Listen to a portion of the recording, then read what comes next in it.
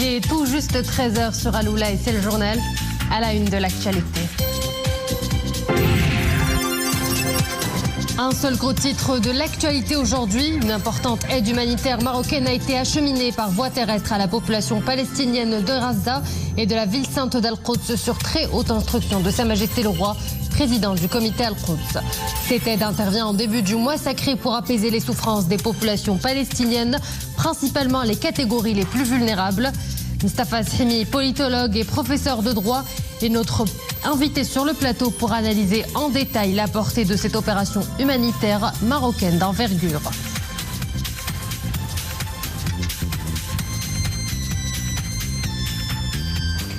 Bonjour à tous. Avant de développer ces titres, ce message de vœux et de félicitations adressé par Sa Majesté le Roi Mohammed VI à Sa Sainteté le Pape François à l'occasion du 11e anniversaire de son investiture à la mission papale.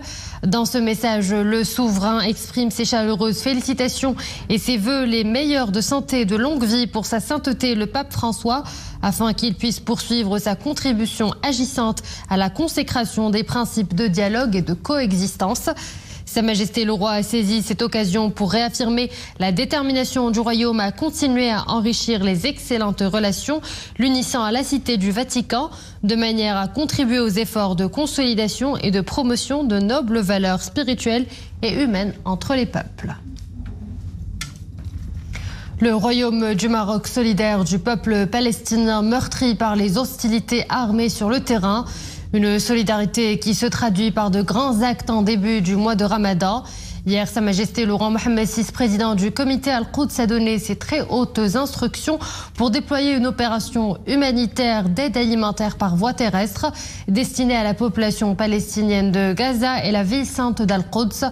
C'est ce qu'indique un communiqué du ministère des Affaires étrangères, de la coopération africaine et des Marocains résidant à l'étranger. Une percée terrestre dans un contexte très difficile. Reportage de notre envoyé spécial sur place, Qais Mohsin, et le récit est de Boubkar Ben Ghabret.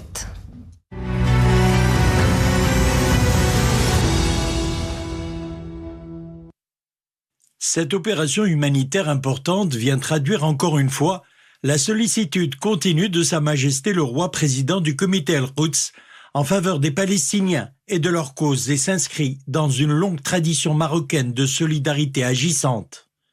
Sa Majesté le Roi a tenu à prendre en charge personnellement et sur ses deniers privés une grande part de cette aide, en particulier celle destinée aux nourrissons et aux enfants en bas âge, précise le ministère des Affaires étrangères, de la coopération africaine et des Marocains résidant à l'étranger dans son communiqué. L'aide marocaine, qui coïncide avec le mois sacré de Ramadan, vise prioritairement aussi les femmes et les personnes âgées, ce qui lui confère un supplément d'âme en ces temps de communion et de partage. L'aide institutionnelle est déployée notamment à travers la Fondation Mohammed V pour la solidarité. 40 tonnes de denrées alimentaires, y compris des aliments et des denrées de première nécessité, sont ainsi destinées à la population de Gaza. Cette aide humanitaire de grande envergure est acheminée par voie terrestre jusqu'à Gaza. Le ministère des Affaires étrangères, de la coopération africaine et des Marocains résidant à l'étranger précise que depuis le déclenchement des hostilités armées il y a plus de 5 mois, le Maroc est le premier pays à acheminer par cet itinéraire terrestre inédit son aide humanitaire et qui sera livrée directement aux populations bénéficiaires.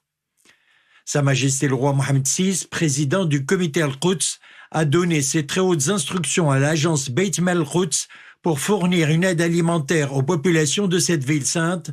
Ainsi, 2000 paniers alimentaires bénéficiant à 2000 familles maqdissi seront distribués et 1000 repas seront servis quotidiennement en faveur des Palestiniens de la ville.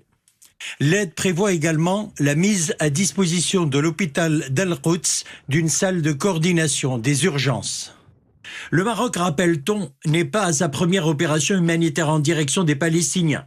C'était le cas notamment en 2023, quand des avions marocains ont transporté 25 tonnes d'aide humanitaire à la population de Gaza, acheminée via le passage de Rafah depuis l'Égypte, et en 2018, lorsque le Royaume a déployé un hôpital de campagne médico-chirurgical à Gaza. La réussite de cette opération humanitaire est le résultat du leadership sage et clairvoyant de Sa Majesté le Roi, un leadership porté par une vision de la paix et tourné vers le soutien effectif et concret aux Palestiniens et à leur cause. Pour un décryptage avec nous ce soir sur le plateau, Mostafa Shimi, professeur de droit et politologue. Professeur Shimi, bonsoir. Bonjour. Nous venons de le voir sur ordre de Sa Majesté le Roi Mohammed VI, président du comité Al-Quds. Une aide humanitaire d'envergure a été acheminée en ce début de mois de Ramadan au Razaoui et à la population de la ville sainte.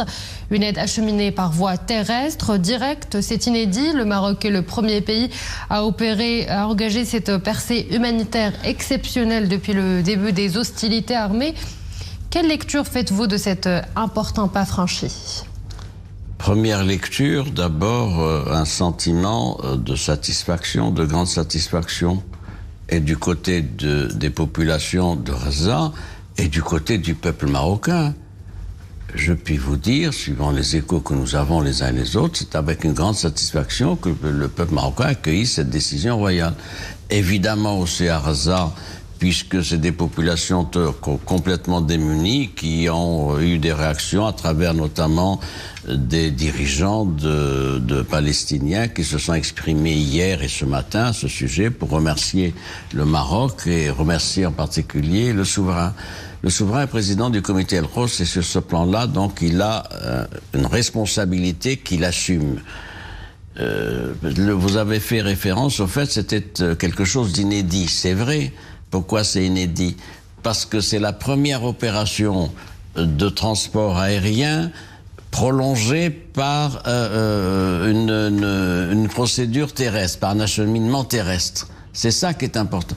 Deuxième élément, ça a été difficile, c'est une affaire qu'il faut monter, ça se monte pas en 24 heures. Pourquoi?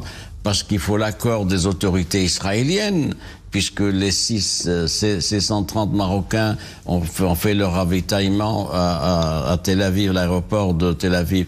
Ensuite, il y a des questions pratiques, logistiques, de transfert des 40 tonnes de denrées alimentaires vers les populations du sud de Gaza. Donc, vous voyez, c'est quelque chose. Et puis, dernier élément aussi, ça n'a été possible que parce que la voix du Maroc et celle du souverain sont crédibles auprès des autorités palestiniennes. Évidemment, c'est important, mais surtout auprès des autorités israéliennes qui ont accepté cette formule-là de transfert, donc, et d'utilisation de la voie aérienne terrestre. Et ça montre le crédit et du Maroc et du souverain vis-à-vis de ses interlocuteurs étrangers. C'est quelque chose d'important et c'est pour ça que ça devait être dit et répété. Et il faut saluer cette initiative royale qui va au-devant des attentes, des aspirations, notamment des populations palestiniennes. Alors que la population de Gaza fait face à la famine en plein mois de Ramadan, Sa Majesté le Roi a tenu à envoyer cette aide et à prendre en charge personnellement une grande part de ces aides. C'est dire la haute sollicitude dont le souverain ne cesse d'entourer la population palestinienne et bien sûr la cause palestinienne. Vous savez, c'est quelque chose qui est établi depuis longtemps, j'allais dire la fibre sociale et humanitaire du souverain. Vous savez, dans la théorie politique de l'histoire constitutionnelle, on retient la théorie des deux corps, s'agissant de la monarchie. Il y a le monarque comme représentant organique d'une dynastie, et il y a le monarque comme personne. Nous avons affaire en l'espèce à une application de sa théorie des deux corps. C'est-à-dire, le roi est président du comité Al-Quds, il prend les mesures appropriées pour exprimer sa solidarité. Mais le roi comme personne, Mohammed VI, c'est quelque chose d'autre. Lui-même cotise personnellement et apporte une grande contribution au financement de cette opération-là. C'est ça qui est intéressant. Et puis, faut-il s'en étonner, tout le monde sait que les principes de justice sociale, de solidarité et les exigences humanitaires sont au premier rang des préoccupations royales depuis toujours.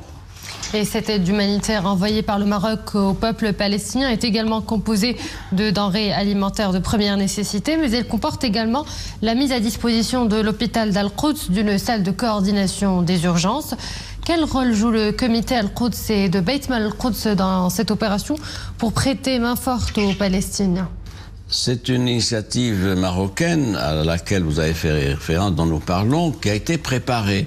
Elle a été préparée au niveau diplomatique, évidemment, on l'a évoqué, mais également avec des acteurs in situ, sur le terrain. En l'occurrence, au Maroc, il y a eu donc la Fondation Mohamed V pour la solidarité, évidemment, qui est la pièce maîtresse du dispositif dans ce domaine-là.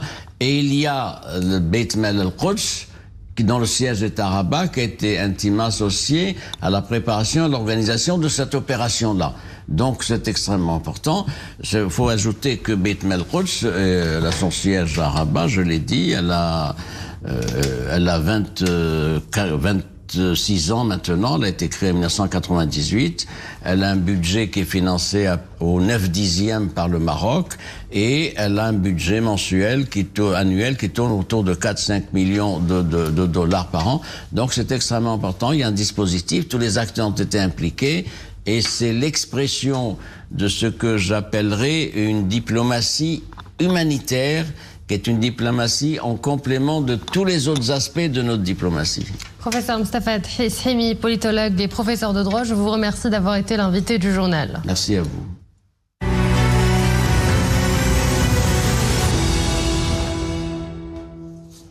Sur le terrain, la situation humanitaire est toujours désastreuse à Gaza. Plus d'enfants ont été tués qu'en 4 ans de conflit à travers le monde. Un nombre vertigineux, c'est ce qu'assure le patron de l'agence de l'ONU pour les réfugiés palestiniens. Son message fait référence aux chiffres des Nations Unies selon lesquels 12 193 enfants ont été tués dans des conflits dans le monde entier entre 2019 et 2022, alors que plus de 12 300 enfants sont morts dans le territoire palestinien entre octobre et la fin du mois de février.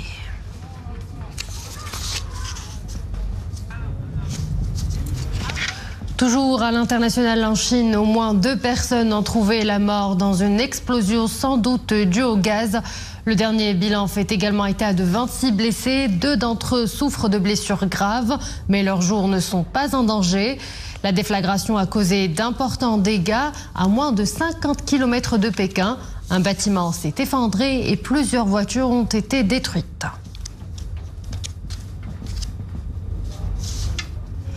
Retour à l'actualité nationale, le Ramadan, un mois marqué par un pic de consommation.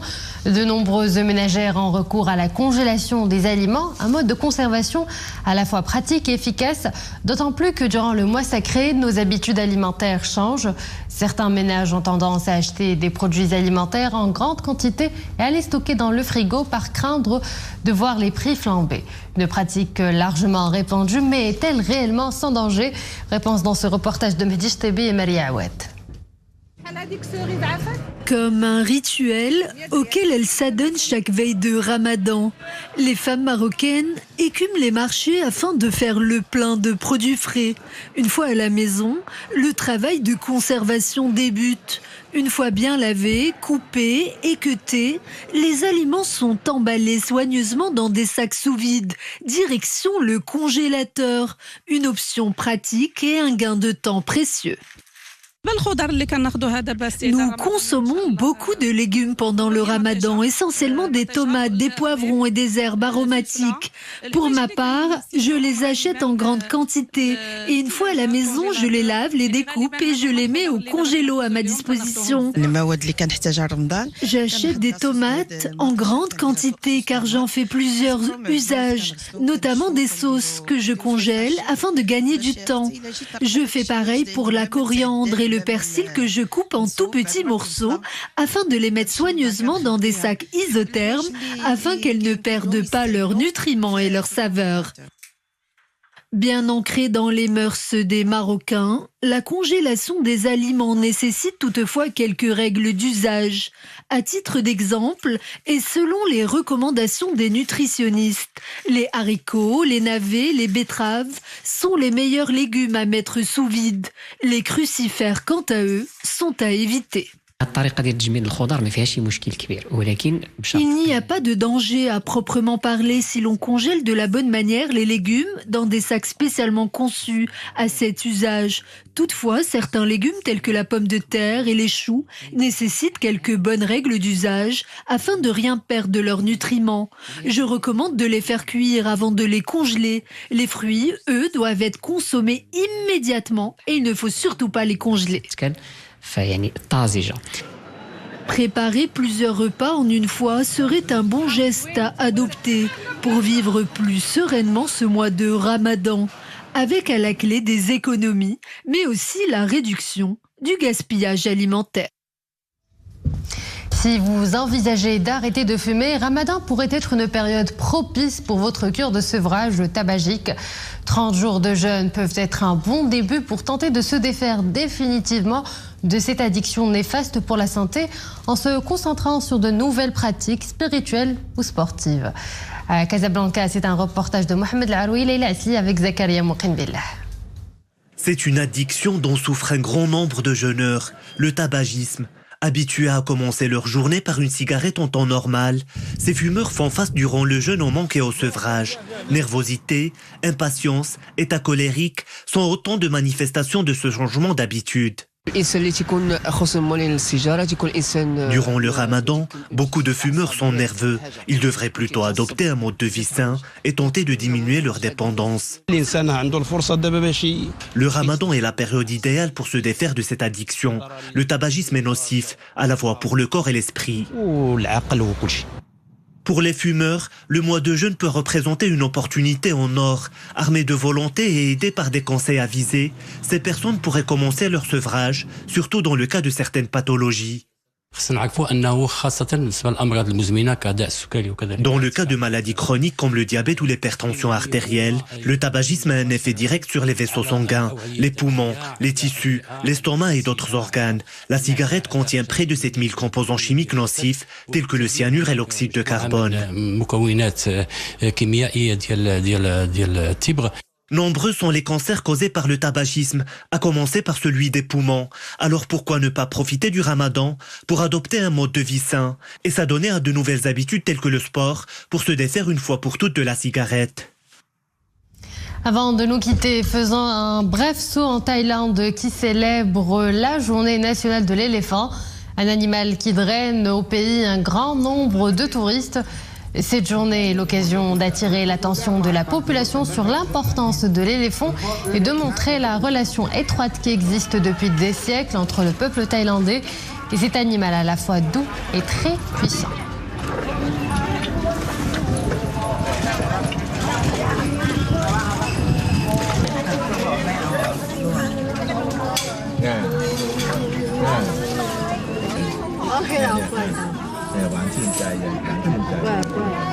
Et voilà, nous arrivons à la fin de cette édition. Merci à vous de l'avoir suivi.